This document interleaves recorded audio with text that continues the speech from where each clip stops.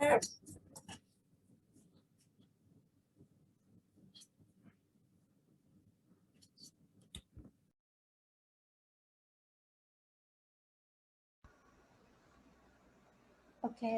shall we start now or how?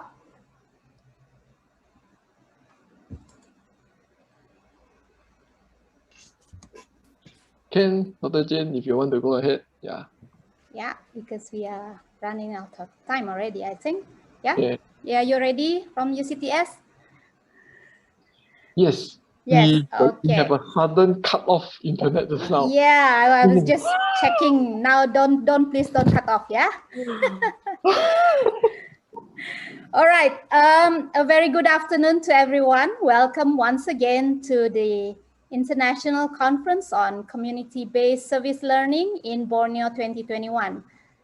My name is Jane Labadin, and I am from the Faculty of Computer Science and Information Technology, UNIMAS, also a senior researcher at the Institute of Social Informatics and Technological Innovation. I'm honored indeed to moderate today's invited talk session for this conference. With me for this session are our visiting professor, Dr. Roger Harris, and Senior Research Fellow, Associate Professor, Dr. Pauline Bala. In this session, we shall listen to each of them, sharing their experience and thoughts on service learning.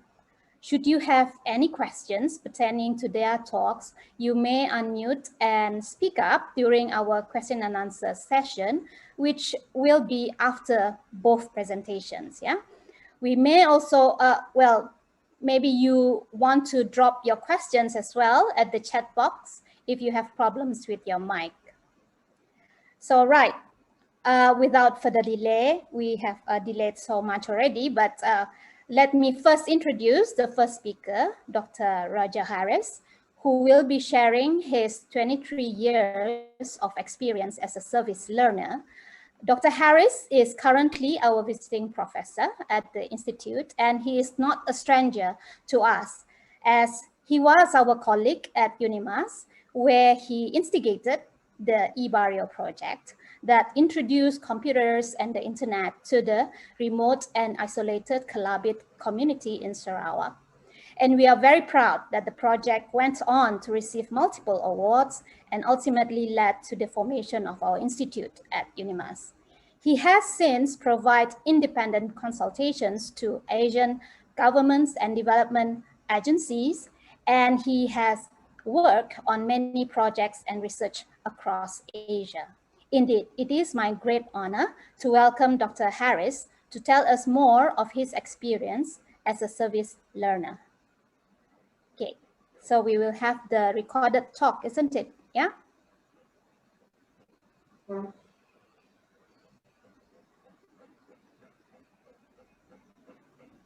Hello everybody, welcome to the conference on community-based service learning in Borneo.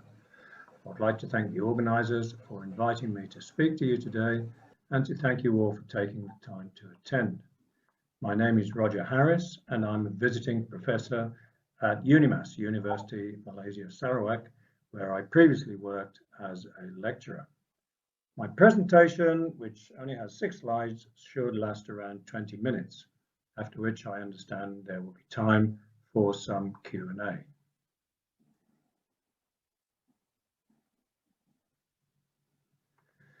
So I can't really tell this story properly without telling my own story, which I'll keep very brief. The most profound piece of learning that stayed with me from school was concerned with global inequality. Why was it, I asked more than half a century ago, that many of us live in comfort while so many others struggle for existence? Even now, hundreds of millions of people are living in extreme poverty, while huge rewards go to those at the very top. There are more billionaires than ever before, and their fortunes have grown to record levels. Meanwhile, the world's poorest get even poorer. Almost half of humanity lives on less than $5.50 a day. The world's 22 richest men have more wealth than all the women in Africa. So questions such as this stayed with me as a young man building a career until my curiosity and sense of adventure finally came over me, I took off from my native England to travel for 3 years through Africa and Asia. Having been exposed to such a kaleidoscope of geographies, climates and cultures, settling back in the UK was not an option. So I've spent the rest of my life, more than 40 years now, living and working as an expatriate in Africa, Asia and the Middle East. Ultimately, I was able to segue my profession towards a closer engagement with the topic of global inequality. Having been a systems analyst by training, I've been working for corporations and government bodies, designing and implementing computer systems. So with the help of a PhD and a job as an academic, I switched my professional focus towards introducing information technology to underserved and marginalized communities in less developed countries. At the time, the late 1990s, computers and the internet were becoming pervasive, but significant disparities existed in terms of who could access them. This was known as the digital divide, being the gap between those who had access to technology, mostly urban residents in developed economies, and those that didn't, mostly the rural poor in less developed nations. There was a risk that these folks would miss out badly from the benefits of the information society unless specific actions were taken.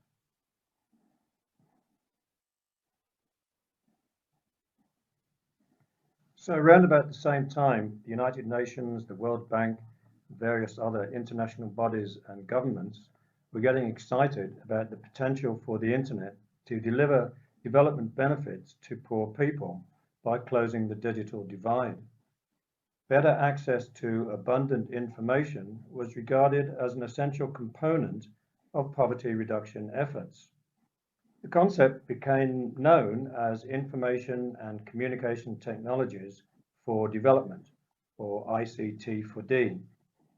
This caught my attention when I realized that much that I had learned and practiced about deploying computers in corporations and public bodies could be applied to rural communities without much adjustment.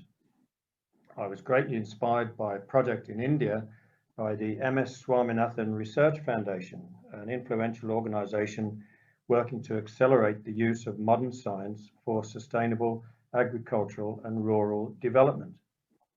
They focused specifically on tribal and rural communities with a pro-poor, pro-woman and pro-nature approach. When I heard about their projects in rural India, I knew instantly what I wanted to be involved in, which is how I wound up switching to an academic career and working in Sarawak, Malaysia on the island of Borneo. I was able to secure funds from the same organization that had funded Swaminathan, which allowed me to visit their village sites, pictured here. We also partnered with projects in other countries, Mongolia for one, which is where I took the picture on the right of a nomadic family that ended up on the cover of a book to which I contributed a chapter. In fact, that picture testifies to the lengths that people will go to in order to get connected to global telecommunications. At the time, this was mostly through the establishment of what became called telecentres, which are community centres with a few computers connected to the internet that provide shared community access to information and communications. They are manned by individuals who facilitate use of the technology towards development outcomes that their communities appreciate, often to do with agriculture, enterprise development, education, and health.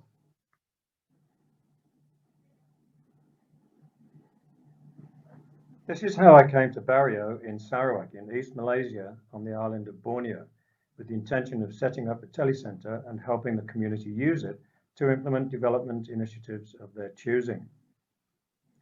Barrio is isolated in the forested interior, and the only practical means of getting there was by small aircraft. Initially, although it was very exciting, it was also very uncertain. Nobody there used computers, mobile phones hadn't been invented, and the internet was unheard of. Nevertheless, community leaders were very receptive to the idea, and after overcoming a host of logistical challenges, my team was able to set up all the technology we needed, including satellite communication and a solar power supply in the absence of grid electricity. With considerable assistance from colleagues and invaluable support from key community members, many desirable outcomes emerged, involving a wide range of benefits that are well documented elsewhere. But briefly, they include revenues from increased tourism, more productive agriculture, improvements in health and education, and just as significantly, recording and preserving of their fast diminishing culture. The project won multiple awards and through several replications in other similar communities, went on to influence government policy for the provision of internet access to rural communities. Later, we established Malaysia's first local community radio station, the Community Broadcasting to Itself, which led directly to liberalisation of Malaysia's community broadcasting policy. All along, the team paid close attention to how the community responded to our ideas, ensuring that we worked together toward interventions that were welcomed and which supported their notions of development.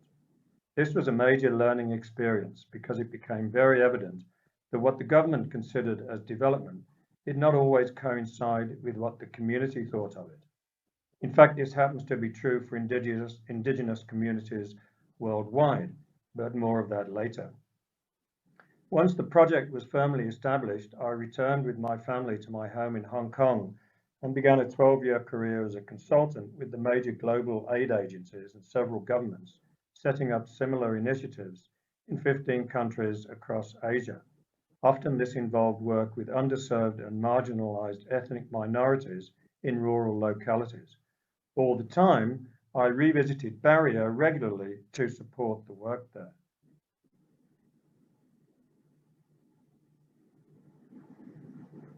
Over time, it became apparent that the Barrio community were appropriating the technology that we had introduced and using it for purposes that we had never imagined.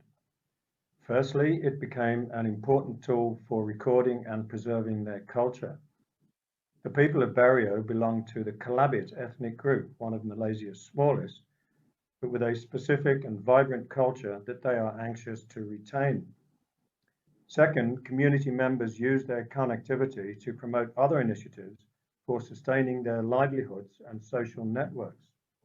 Principal among these is a slow food festival held annually, during which households prepare and sell their food preparations derived from locally grown or gathered ingredients. The festival spreads over several days and attracts around 1,000 visitors, doubling the population. It also includes cultural activities and performances, and is now a mainstay of Sarawak's regular tourism calendar. Organisers explained that without the internet, it would never have grown so dramatically.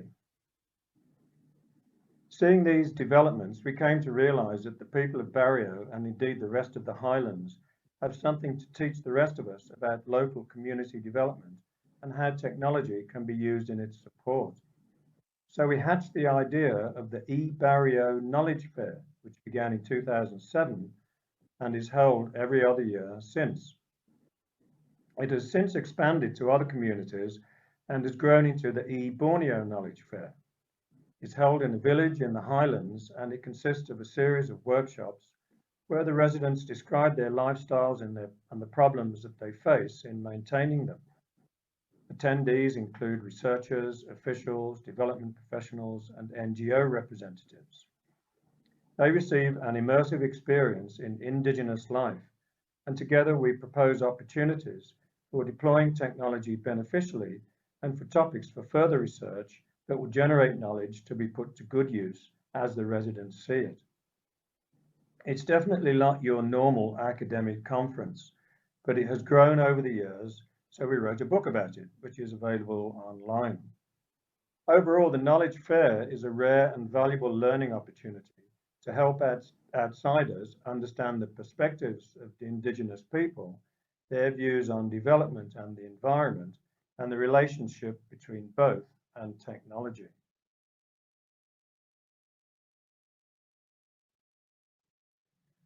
I first met Amy Kwo Somchanmavong and Shauna Ulrid of Cornell University at a conference in Malaysia, to which I was invited in 2014, that was themed around service learning for universities and ICT for D. Amy and Shauna described their service learning experiences working with rural communities in Asia, while I outlined my experiences introducing ICTs to remote rural communities. We clicked immediately. Having learned so much from my own experiences, I was already convinced that others could do the same, especially young people on the cusp of their professional careers.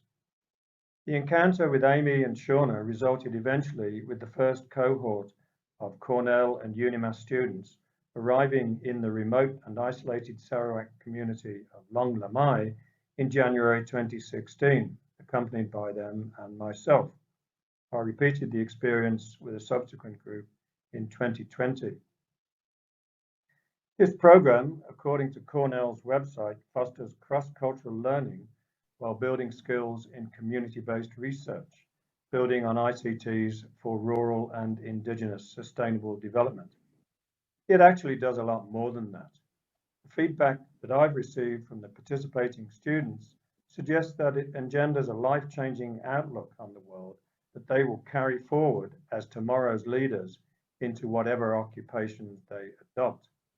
This harmonizes with my own experiences, which I now acknowledge as a rather protracted service learning adventure to the extent that it has now become something of a lifestyle.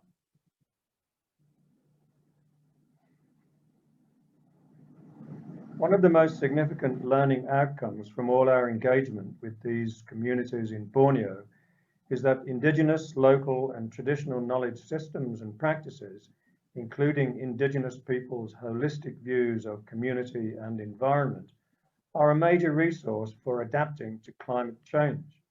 But these have not been used consistently in existing adaptation efforts in Malaysian Borneo.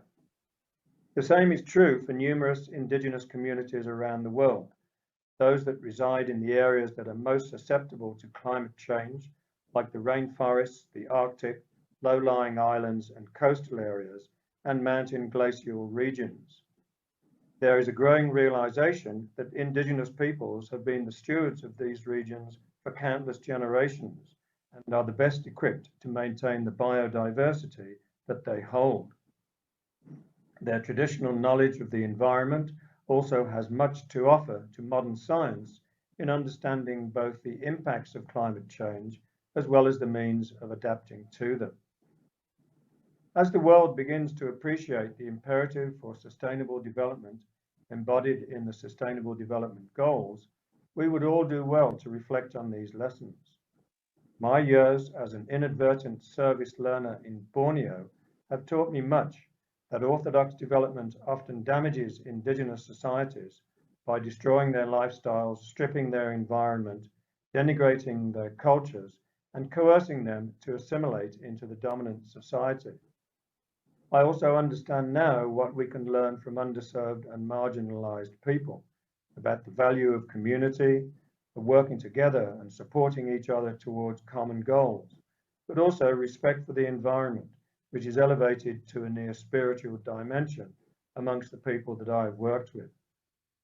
Many of our partner communities operate specific practices for nurturing the local environment, such as fisheries and forests, so that they can continue to provide precious natural resources indefinitely. Such appreciation will be vital if we are to have any hope of saving our only planet from the ravages of rampant exploitation and consumerism. I therefore commend without reservation the service learning experience that the Cornell UNIMAS program offers to anyone with similar concerns.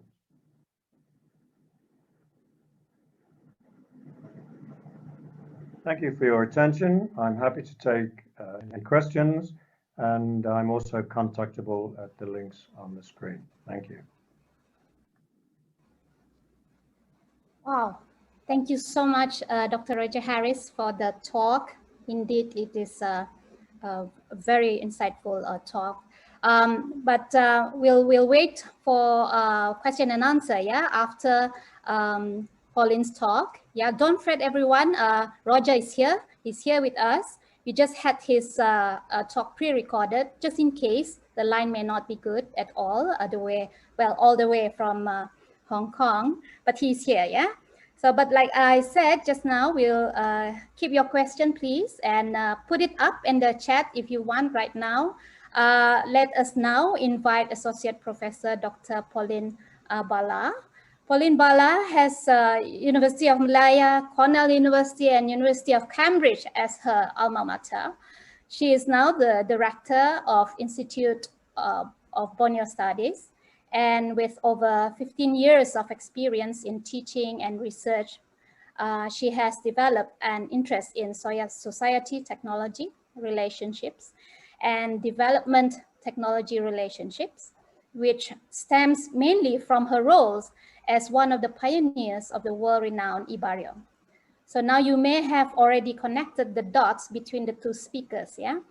You have heard the experience and thoughts from the outsider perspective, and let us now listen to the inside stories from the community perspective, where Pauline is now going to share with us live today the importance of community protocol in service learning. Okay, Pauline, the floor is yours. Thank you, Jane. Thank you, Roja. Thank you, everyone. Thank you for the organization for this invitation to share some experiences gained from eBarrio to eBaklalan, Ilamai, and then 4 sites in West Malaysia where we introduce internet to the remote and rural communities. Roja has described the roots of this project really well, so I don't have to go into details about those, except to perhaps to link what we have learned to the topic or the topic of this conference, that is service learning. Let me share my screen. I have a new one, so use this. So if we look through literature in terms on service learning, it has emerged as a field in 1980s with the idea of integrating service with academic study, right? So and we have seen the tremendous growth in service learning since 1990. In 1990s, late 1990s, it's become a vital force in educational change.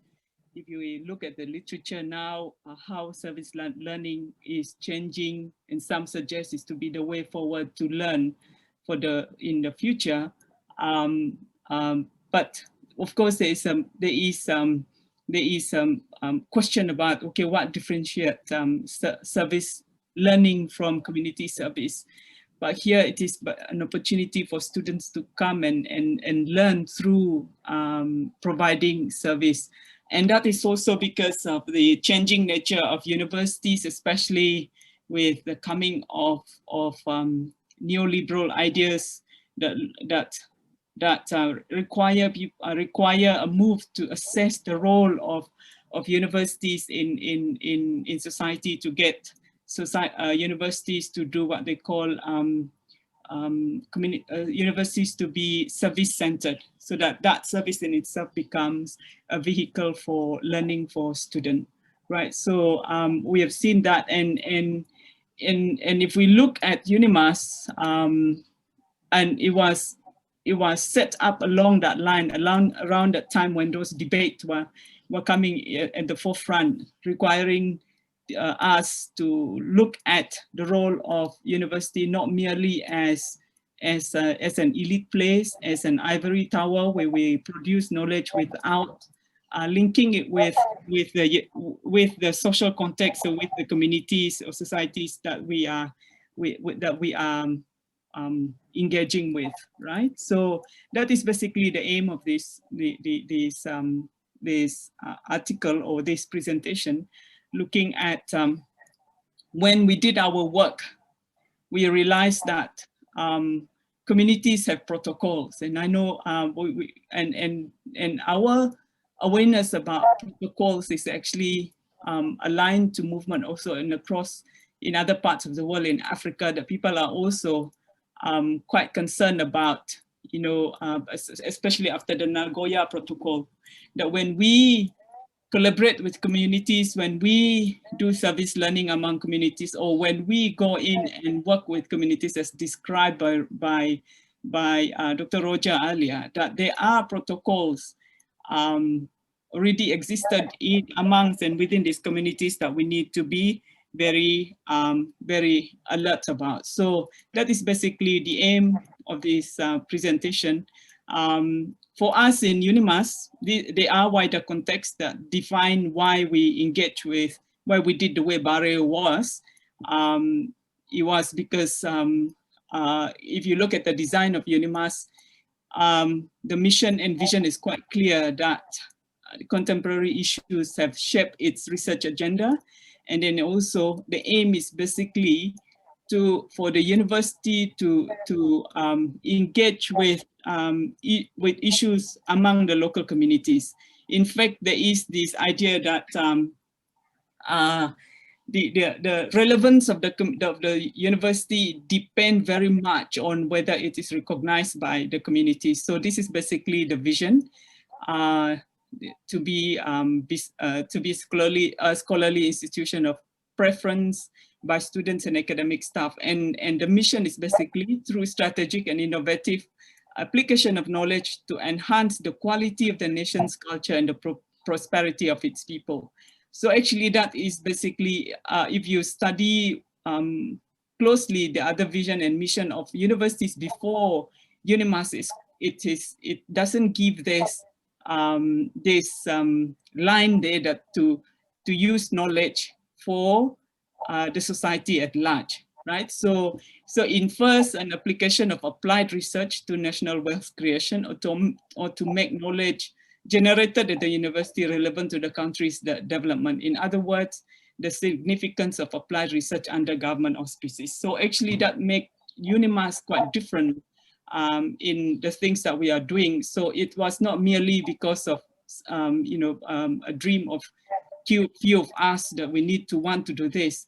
Without this vision and mission, we wouldn't have the support of the university, the full support of the university to do what we have done, right? So basically, it is in this context of relationship between fundamental and applied research, yeah, for knowledge production and countries' development agenda.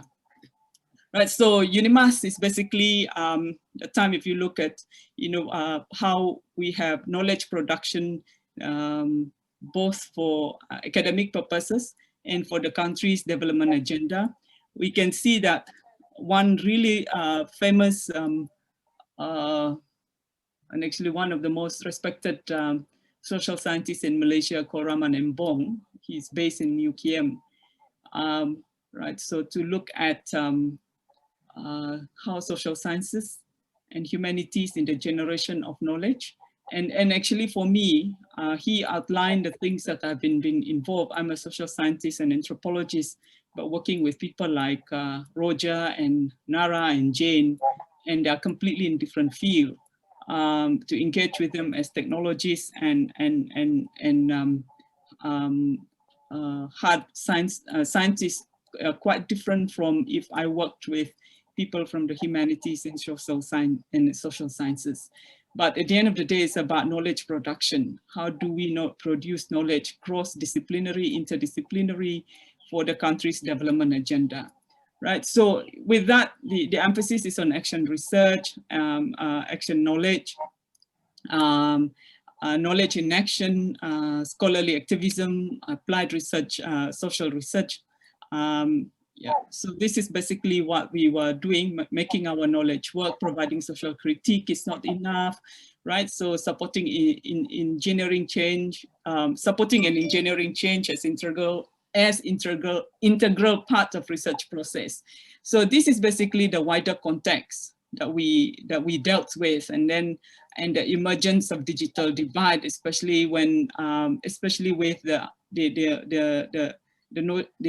upcoming of ICTs then, and Malaysia was so keen to embrace ICT to be part of the national agenda project, national agenda propaganda to leapfrog. If you listen to Mahathir's talk in 1999, he basically said that ICT will propel Malaysia. He expected ICT to propel Malaysia to a higher economic standing, right? So that's basically where we then started Ibarrio, dealing with bridging the digital divide, how to bring the local people, or especially remote and rural communities, to be part of the national agenda.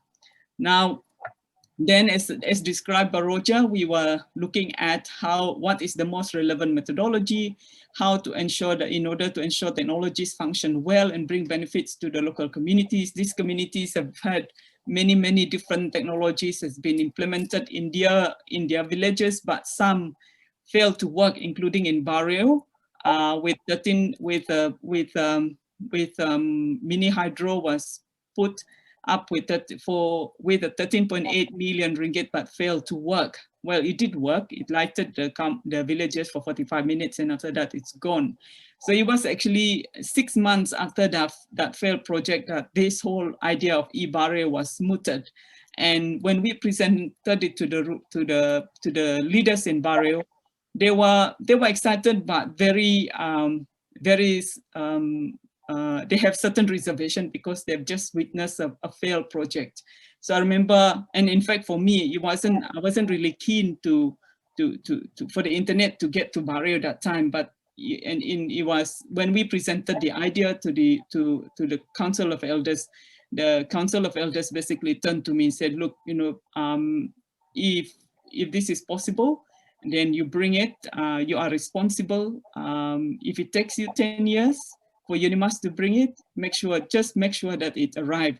So make sure it happens, not like this dam that has failed. We can't even hang our clothes on the wire that has been put across the villages. So make sure that the telephone comes, make sure the internet, whatever it is that you're talking about, do come and benefit our community. So it was that call that kind of made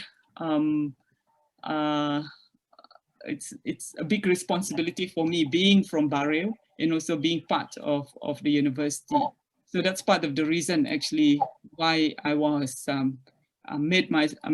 committed myself to the work eventually, right? So with Ibarrio, then the offshoots to other places, and these are some of the places in Sarawak and in Sabah with Buayan, Baclalan, Barrio, Long Lamai. These are different people involved in Larapan, and these are the sites. These are the different sites of occupied, inhabited by different ethnic groups: Barrio, the Kelabit, Long Lamai, Penan, the Buayan, Kadazan Dusun, Baclalan, Dun Bawang, Larapan Island is Bajau. And if you look at all this, they are different ethnic groups. And if you pay attention to their socioeconomic progress, they are at different level, and their social organizations are quite different. For instance, the Kelabit and the Lun Bawang are highly stratified society with clear leadership. The Penan are very quite egalitarian, and Kadazan Dusun as well. And the Bajau formerly was sea nomad. So it's a different scenario with different profiles. So we wanted to see how these different characteristics affect or has influenced the way they adopt the technology. I cannot go into detail about how like the Penan, they wanted everyone to be there to make a decision. They wanted the women to be involved. They wanted the children to be involved. Whereas for the Kelabit, it was enough for the Council of Elders to make a decision and for us to roll out the project. But for the Penan, they requested for 1 month to make a decision. So I told them, okay, you make a decision. And the time we went to, it was harvesting season. So their chief said, we can't make a decision because most of the women are in the farms, basically living in the farm hut while the harvesting season is going on. So we need to wait until the harvesting season for us to make a decision. So we told them, okay, we give you a month. Once you have made a decision, you just write to me and to say that you are ready for this project. Otherwise, we move it to the next. We'll try with other sites because we wanted a Penan group to explore this whole idea with, right? So those things kind of made us alert about, social organization, political why is it can't move now? Political organization, socioeconomic organization, their social organization, how they affect the way technologies are adopted, right? So yes, the technology is basically technical project, but its emphasis is on the community itself, who they are, how do they learn, how do they integrate new ideas, new institutions, new technology, new mechanism to be part of the community. So with that, we have then to kind of adjust the methodologies and approaches that we use as researchers. It involves multidisciplinary discipline. And actually, if we study the work that we have done, we move from multidisciplinary to interdisciplinary to transdisciplinary, because we're trying to adjust the things that we are doing according to what we have learned from the community, and also according to how the communities are responding to us, right? So in certain scenarios, it was multidisciplinary. At certain stage, it was interdisciplinary. At another stage, it was a transdisciplinary. So these are the things that we have experimented with, the methodologies and approaches. And with that, there are two lessons that we have learned. And I think this is where I'm going to wrap up with in terms of how service learning comes into this. Yeah. Right, so in the lesson one is it's important for institutions like UNIMAS as creators and transmitters of knowledge to engage with communities and around the university. And actually it is because of this work that we have been doing through the years that UNIMAS eventually became what they called it a community-driven university. And if you come to university, you see a logo under the university. It says a university, a community-driven university, right? So that is very obvious. And the other thing is, as we transmit knowledge, we now understand that we can't be dependent on just one single discipline to tackle issues. Like the issues nowadays, they are so interconnected. It requires people to work cross-disciplinary disciplines to tackle and to look for solution, especially when we, especially for research that looking for solution for societal concern. Number two is basically the emergence or the importance of community protocol as a framework to engage with local communities, right? Maybe we didn't have the clear idea in the beginning, but we were quite, even for me as a woman, for instance, a Kelabit woman, traditional with I'm very aware of the traditional what they call roles that women had in the society, and I was trained with it when I was a little girl. So when I was involved in this project, so I had to kind of learn between two things. So sometimes sometimes because of being in the university, we're in university, sometimes it's about ideas. So you don't look at gender. Of course it is there, but you are able to move in between. So there are times when I went to Bario with my colleagues, and the moment I step outside the aeroplane, and my aunties, the first thing they asked me was, "Have you served your guests drinks? Have you offered them food?" Then I'm constantly reminded that, you know, it is my duty as a woman in the village to serve, to provide, or to serve especially my guests. And so I said, oh, okay, then I have to, you know, so then I realized that, you know, protocol is incredibly important. And in fact, there are times when I abide with the protocol. For instance, I remember I was cooking in the kitchen once, also for my guest, and one of my auntie, and in fact, the wife of the chief came and walked in and said, "Are you cooking?" I said, "Yes, I'm cooking." And she looked at me and said, "Why are you still cooking?" I said, why not? Why am I not supposed to cook? He said, "Well, you know, you've been to school, you have a degree, you have a PhD, and isn't that supposed to be changing your roles in the community, that that you went to school in order for you not to cook? I said, that's not the reason why I went to school. It's not in order to. So you have this thing kind of like, I say, that kind of make you alert that, every time you engage with the community, whether you're an outsider, insider, there are community protocols. There are protocols that you need to observe to make sure that, your position and your location within the communities are quite clear.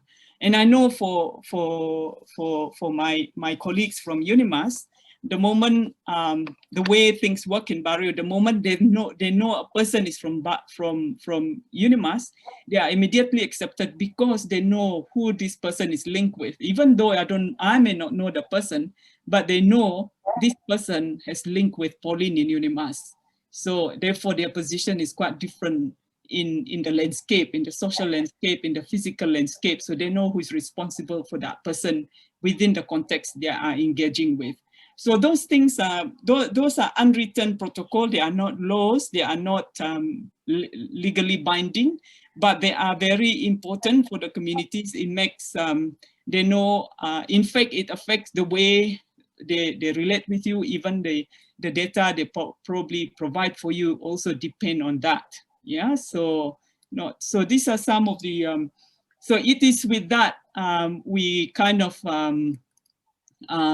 work with, we are alerted to this community protocol. Although we are observing it, we didn't have the term and the concept, but it was Tariq actually with his work with natural justice that actually alert us to, there is this ongoing debate or the necessity, the ongoing debate and also awareness about community protocol when engaging with communities, especially, right, okay, for research purposes when it comes with knowledge. So knowledge production and knowledge data gathering among community.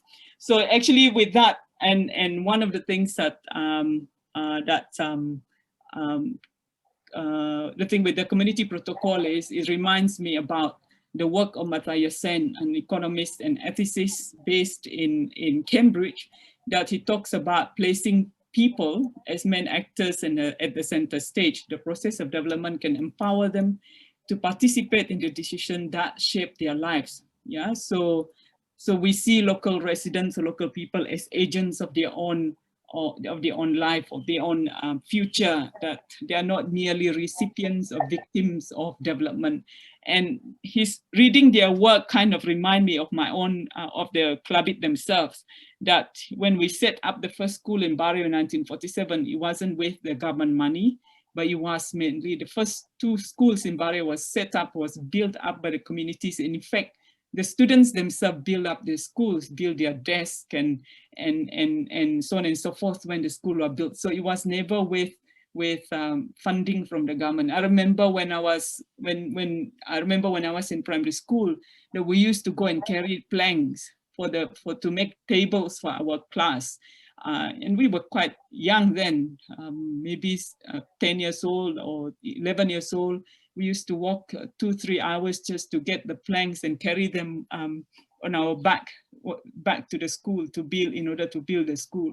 So it's basically, yes, the situation is bad. The situation is very challenging, but we are not victims, but agents of our own change. So that is, so some communities, most communities behave or see themselves like that. So oftentimes this is why I always have reservation when we researchers use the word going to help the rural and urban areas, or rural and remote communities, going to help.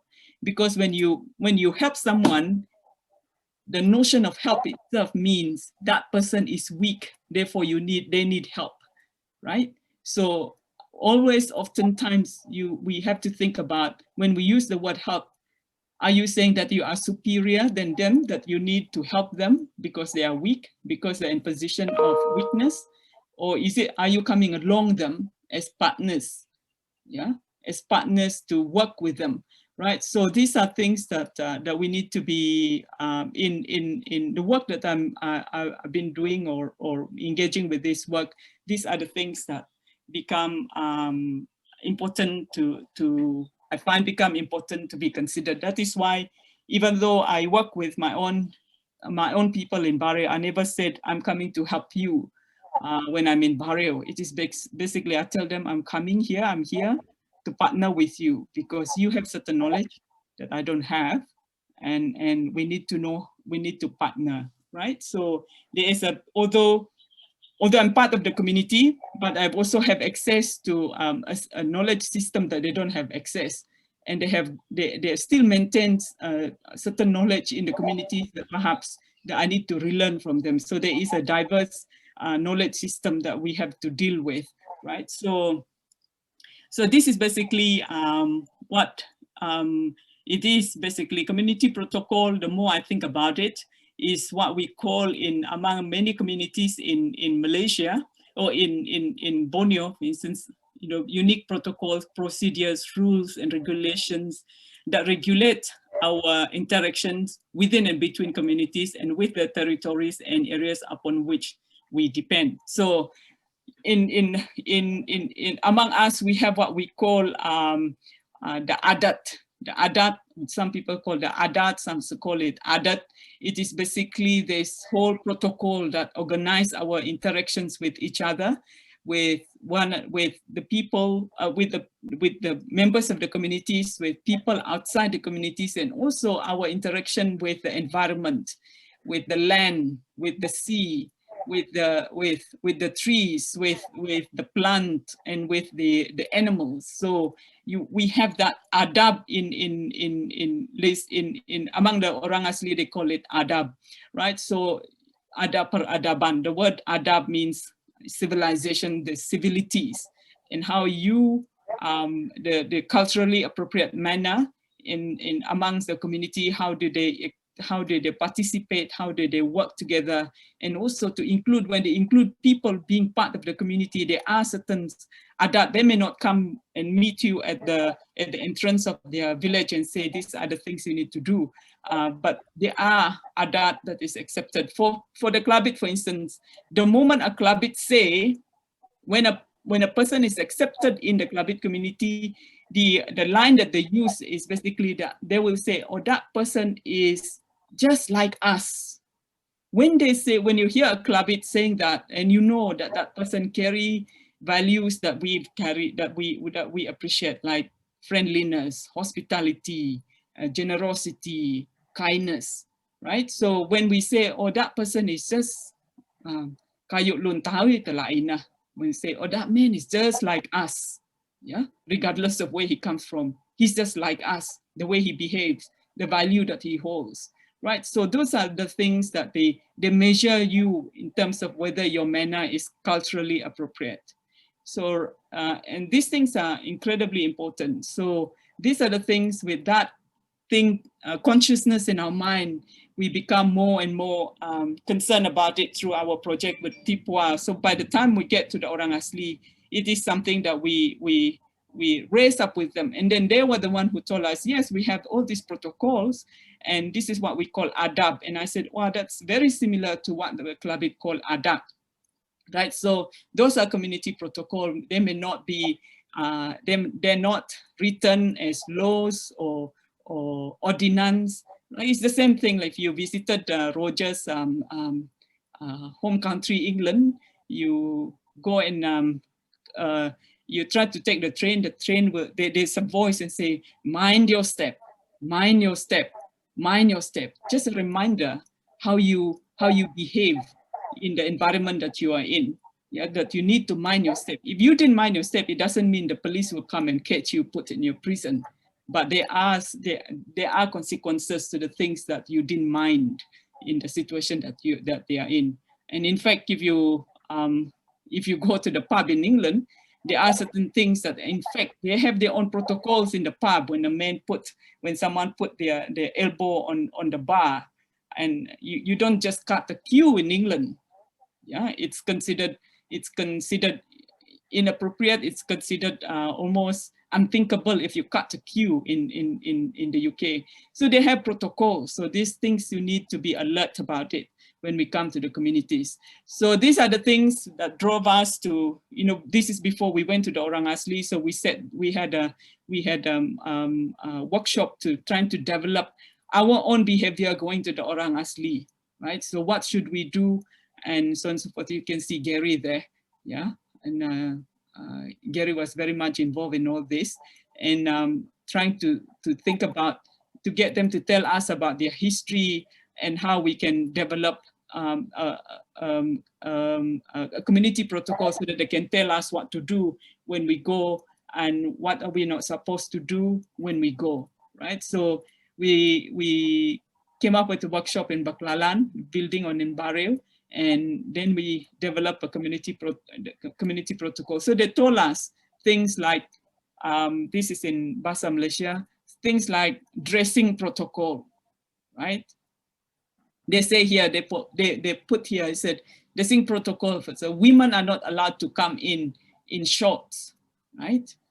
And then and here it says, you know, around the places, there are, you know, places in, I mean, spots or locations in our villages, they have certain spirits. So you must be sure to observe those things, that you don't simply go and go to certain areas without consulting the local people. I remember when we went to Post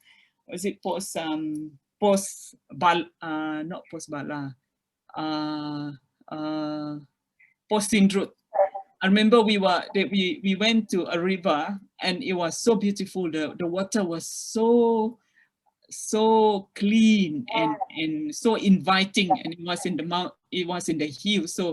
So I remember Dr. Faisal was there. We were all there. We look at the water, and I said, "Hey, let's jump in the water." We don't, you know, it's just nice just to feel the water on our skin. So we jump inside. We even forced Dr. Wong to come in, although she didn't know how to swim. And so everyone was in the water. We had a good time in the pool, and we came out. And remember, Faisal said, "You know, this is so cool," and whatever.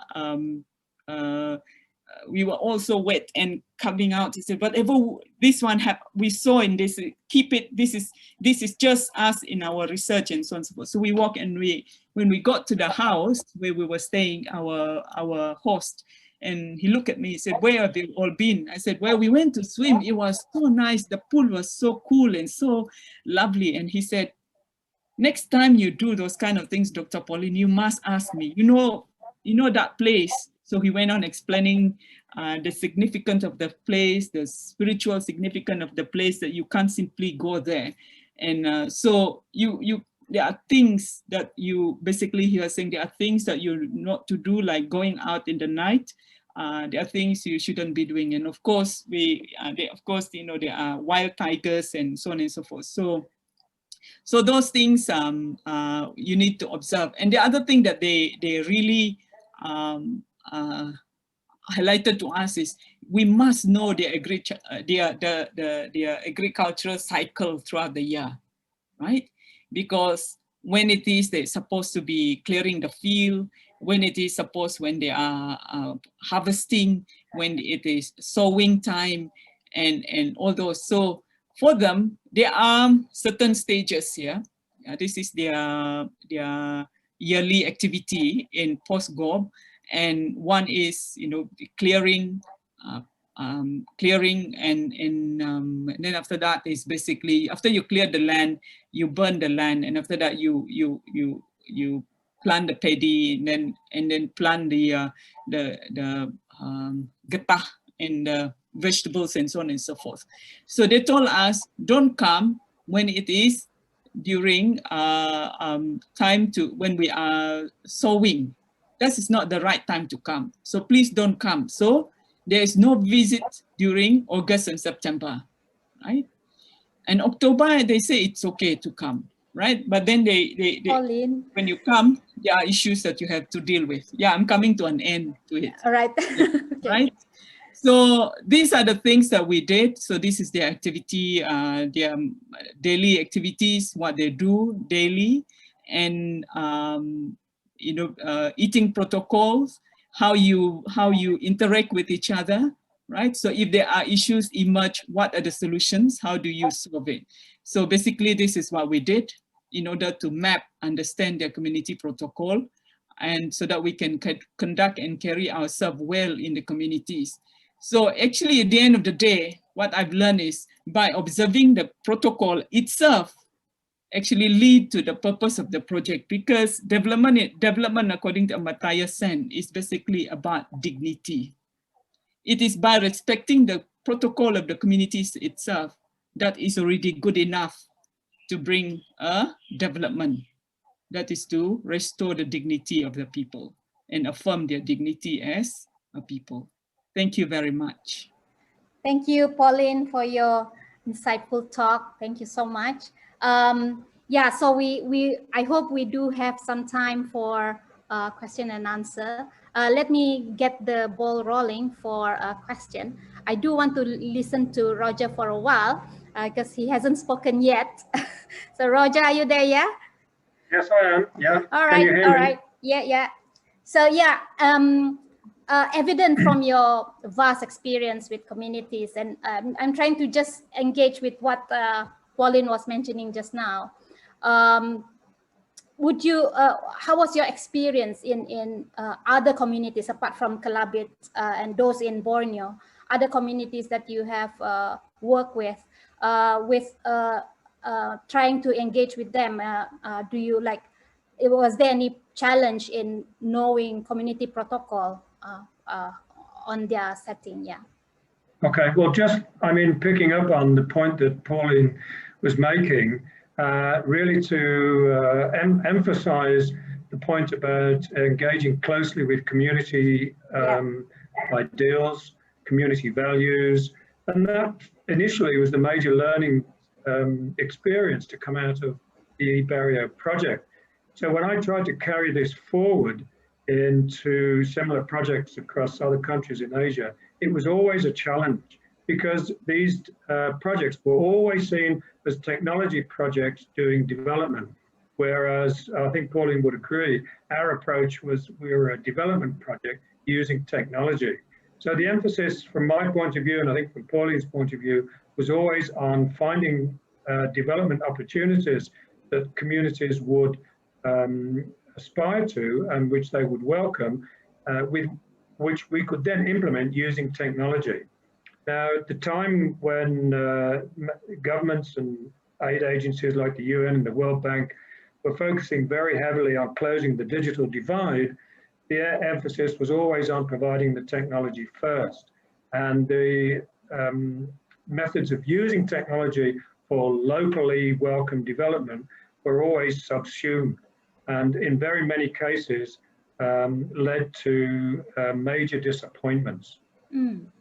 So I think that's the first point that I would make in response to your question, and building on Pauline's point. And also, if I might add a little bit to strengthen the point that was made in the keynote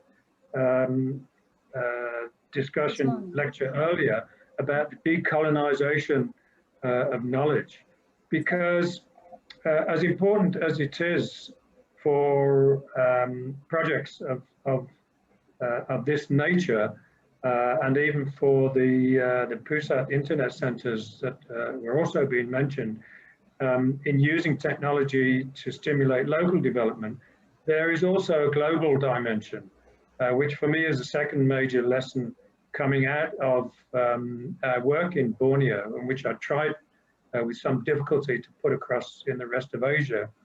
That what we learn in communities like Barrio, like Long Lamai, like Puskov, and the other places that UNIMAS and others have worked in, these projects have relevance for the millions, literally hundreds of millions of other indigenous peoples throughout the world, in Latin America, in Africa, in the rest of Asia, that share similar problems to those that we find in Borneo. And the global impact of what we have learned cannot be understated in the light now of the imperatives for development that is sustainable, which have been encapsulated in the Sustainable Development Goals. So my other learning lesson going forward is how we can apply what we've come to understand from our activities in Borneo, and how that can be applied to implementing Sustainable Development Goals. And I think the relevance for today's event is that service learning is one of the avenues to doing that. Yep. My observation is that what we've heard from the students offers a platform onto achieving development globally that is sustainable, and which they can achieve, which they can stimulate and promulgate, partly as a result of the lessons and the experiences that they've had within their service learning activities, which is why I'm so excited about seeing this happening. Indeed, it will benefit not only the academic, the student, as well as the community, isn't it? And this is for a better tomorrow. Indeed. So yeah, I will open the question and answer for the participants. Anyone wants to unmute and ask question? I know Tariq wants to ask question just now. Tariq, are you still there? Yes, I'm here. I was asking if no one else asked, then my case will be the last one, because I have the pleasure and really my luck to be with Roger and Pauline many times in the field. But this is also some sort of a rare opportunity where you can be in a formal setup and ask a question. So thank you very much for this. And yeah, we all were waiting for this session very much. So my question is like, it's a simple question, but it's always bothered us a lot, especially the people who went through with you both, with all these experiences, that the trainings of the student are still like, you can bring them in some setup and bringing them along to train them for these type of community-based research. But in your case, I think you, Pauline, Alvin, Prof. Nara, Prof. K, you all people actually develop this second line leadership, that is the academic staff in an institution in informal way. So I'm just thinking of that, how the universities and institution can learn and make it more institutionalized effort, where it is part of that lecturer's training and the teacher's training. What is your viewpoints on that? If I might address that first, Tariq, very nice question, thank you. It brings to mind another point that I wanted to make. The way service learning is operated and the way the experience is curated, which was completely new to me. I knew there was benefit from sending students into communities like the ones that we've been working with, but the benefit doesn't arrive just by sending them there. It arrives by curating the experience in a professional manner, in the way that Amy and Shauna have done, and which I now believe you guys are also doing in your respective institutions, so that the experience that the students have is blended with their academic learning, with their class learning, so that they're prepared in advance to know what to expect and to know what to look for, and as Pauline points out, to know how to behave. And then after the experience, they are encouraged towards reflection on how what they have learned can be blended with their formal education in the classroom. And that, I think, is an extremely vital component to bringing back the benefits that are available. What I'm also impressed by, again, from the earlier presentation, how much research there is behind the whole concept of service learning, research into the impact, research into the operations, research into the different types of activities that professional educators can learn from in order to build their capacity to curate the experience in such a way that the maximum benefit is derived for the student and, of course, just as importantly, for the community.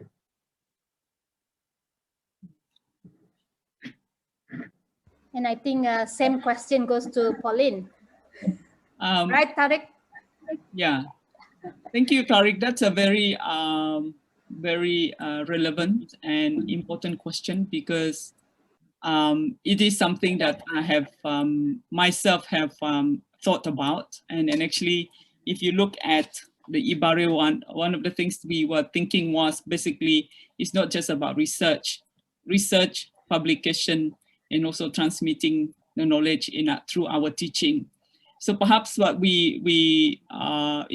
if reading the literature, let's say in the US, coming out of the US, looking at service learning, where this emerged, and the questioning of why it became important in the education or learning scenario in the US is because there was this questioning about the role of the universities in solving problems, making sure that the university are not just limited to producing knowledge in the ivory towers, but to look at, in fact, the funding organizations were basically saying we will only provide funding in certain cases if the work that you're doing will bring educational benefits to the students.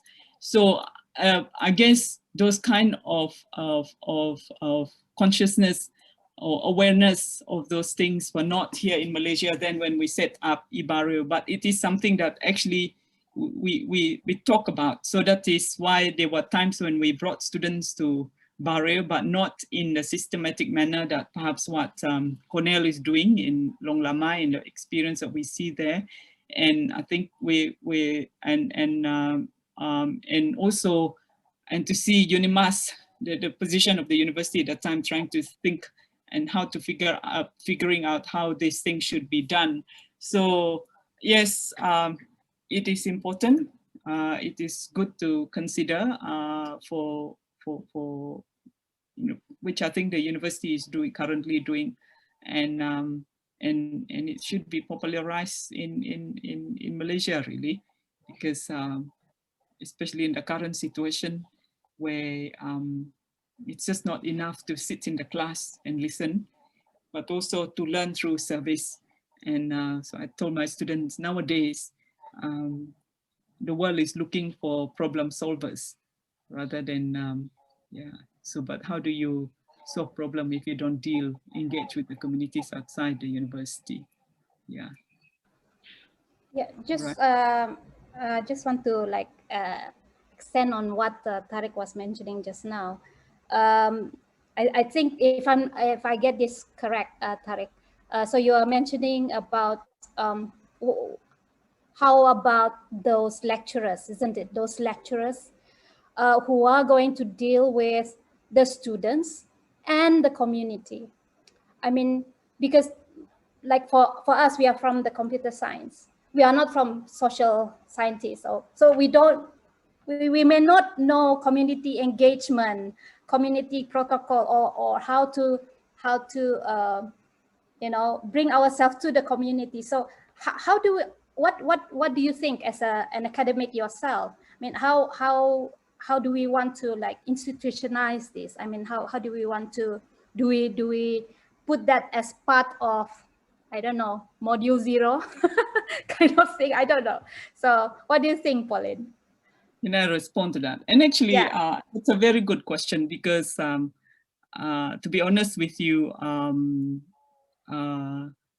mean, we've done good job in Barrio and the things that we do, but we also have I think that is why sometimes I express frustration sometimes in some of our review meetings in those days. And at one point, I kind of pull away from the review meetings because oftentimes I have to deal with the communities because they have some complaints sometimes and say, your people came, and the things with these communities is they appear very, because most communities here in Sabah and Sarawak, we appear very, even when you don't agree with community, with people coming in, it's very disrespectful if you start scolding people, but then you raise your concern in other ways. So so that was some of the things that I used to experience with Barrio and also Baklalan, that you need to explain those things. Then, and actually caused me to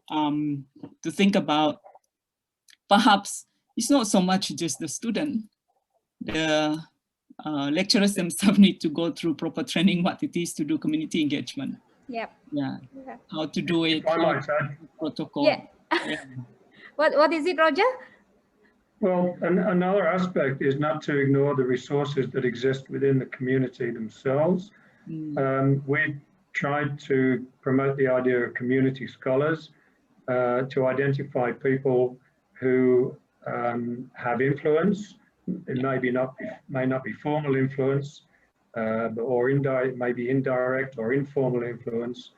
People who can capture the vision of what you're trying to do and can then act as a bridge between the institution and the community. I think we all know who we're talking about here, and no need to mention names. And the position needn't be formalized, but it can be recognized. And it's a way of, I wouldn't say exploiting, but making use of the resources that exist within the community, which can be considerable and might turn out to be a surprise to you. But I think also, in a more practical sense, Tariq, yeah, you need help. It's not easy. There's a logistical challenge. There are always time constraints that you're up against, and there are professional approaches and activities that need to be learned.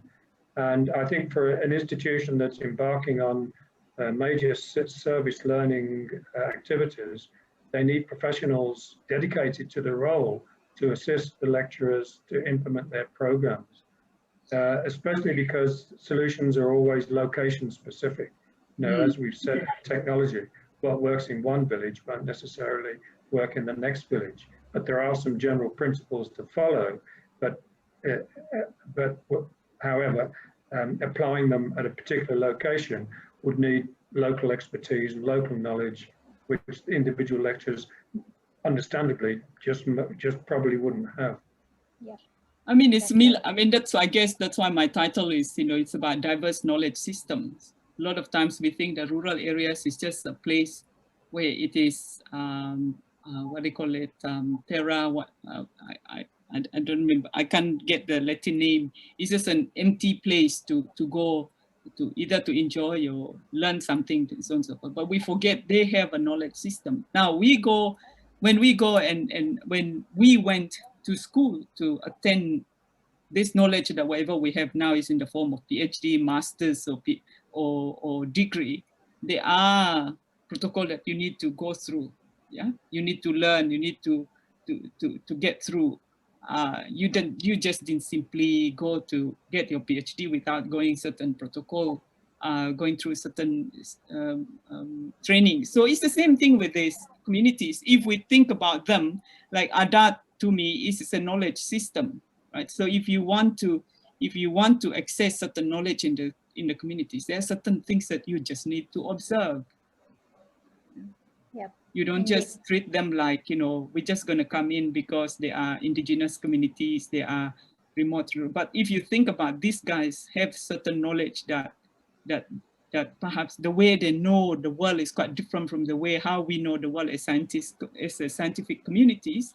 Then when when we go and deal with this knowledge from a scientific perspective, right? So you just don't get access to mathematical modeling like that.